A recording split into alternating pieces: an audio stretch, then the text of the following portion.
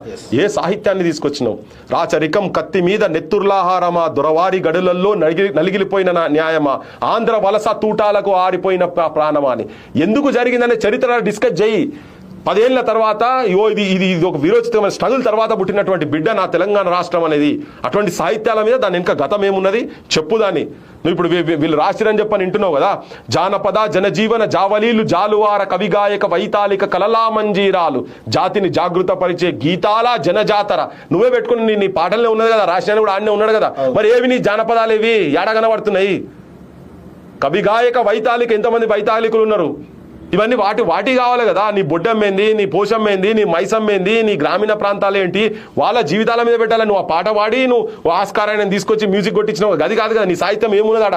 చెత్త 3rd class పాటలు తీసుకొచ్చి అక్కడ వాడిపించి 3rd క్లాస్ వాళ్ళతో తీసుకొచ్చి తెలంగాణ చరిత్రను, తెలంగాణ సాహిత్యాన్ని సర్వనాశనం చేసి పడేసిండ్రు.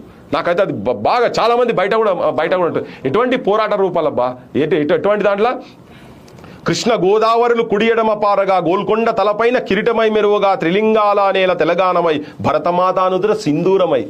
సింధూరం అనే సాహిత్యం ఎందుకు పుట్టింది? చర్చ జరగాలి, అటువంటి వాటిలల్లా. నువ్వు చేసినటువంటి ఉత్సవాలలో 3 జాగాలలా ఎందుకు సింధూరం అని రాసిండ్రు? ఎందుకు ఆ ప్రాముఖ్యత ఉన్నది ఈ నేలకి, ఈ గడ్డకి ఎందుకున్నది? అటువంటి సాహిత్యాలు రావాలి కదా.